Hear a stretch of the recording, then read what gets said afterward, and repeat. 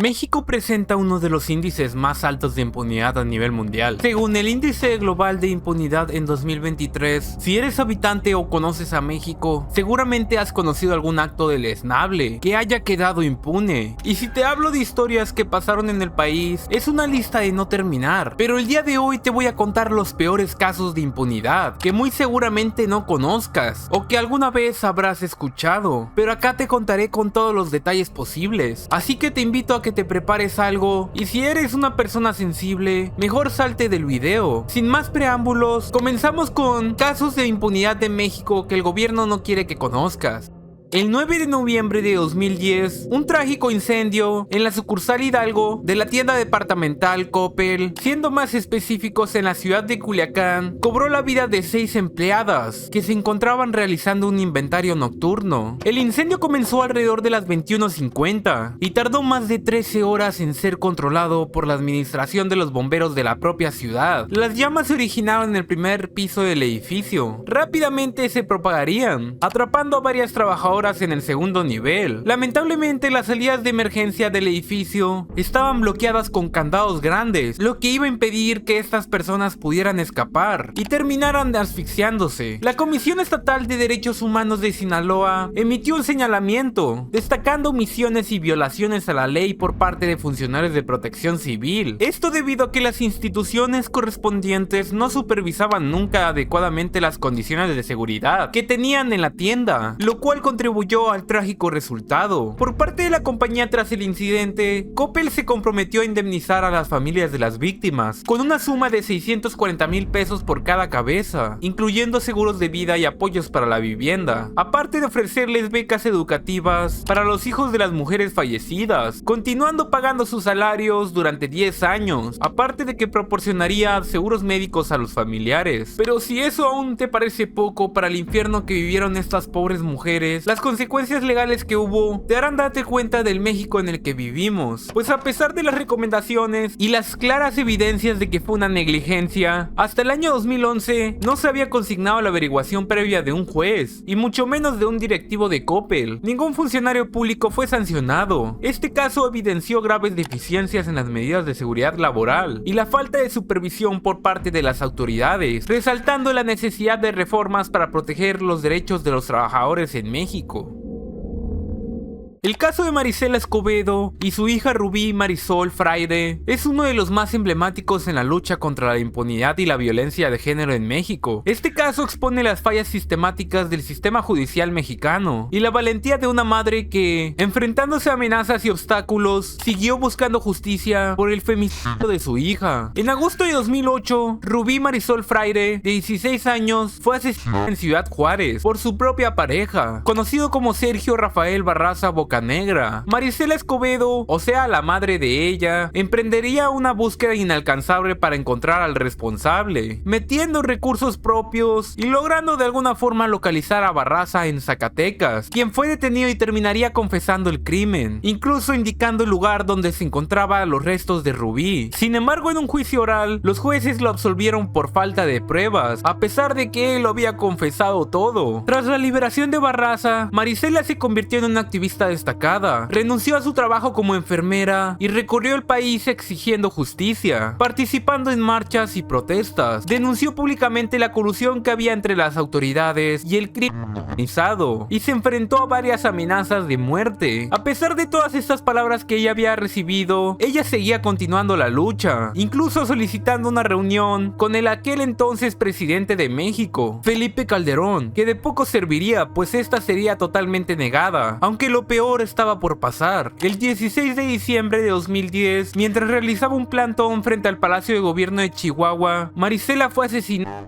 de un solo disparo directo en la cabeza. El autor de este acto fue identificado como José Enríquez Jiménez Zavala, alias El Huiques, quien posteriormente sería arrebatada su vida en prisión. La CNDH, Comisión Nacional de los Derechos Humanos, señalaría diversas violaciones a los derechos humanos en este caso, incluyendo la falta de protección a Marisela, pues esta ya había recibido varias amenazas de muerte. Después de este triste final, su familia enfrentaría aún más violencia. Su cuñado fue asesinado y su familia entera tuvo que irse del país, solicitando asilo político en Estados Unidos. El caso de Marisela Escobedo se convirtió en un símbolo de lucha contra la impunidad y los femicidios en México, al punto que se estrenaría un documental en Netflix llamado Las 3 muertes de Marisela Escobedo, en el cual se narra su historia y la de su hija.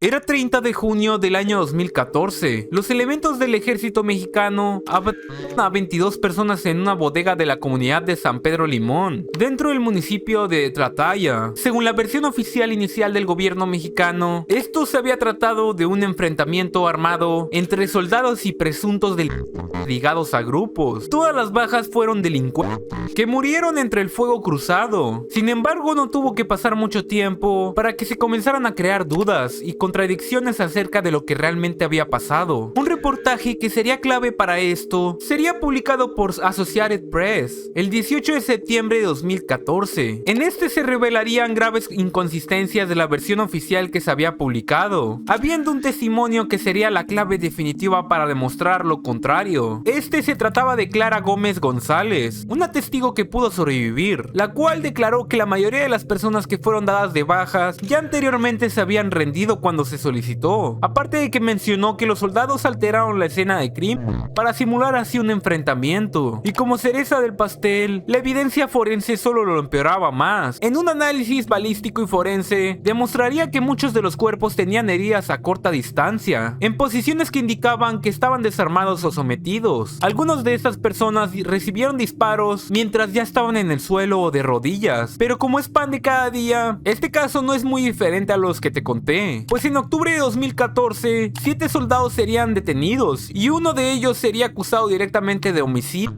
Otros fueron procesados por delitos como abuso de autoridad, encubrimiento y alteración de la escena del crimen. Sin embargo, la mayoría serían liberados por falta de pruebas, y a día de hoy, ningún militar ha sido condenado de manera definitiva por las ejecuciones extrajudiciales. Algo que cabe destacar es que Clara Gómez, la persona que dio el testimonio por el cual nos enteramos lo que realmente pasó, fue objeto de intimidación y su seguridad fue puesta en riesgo.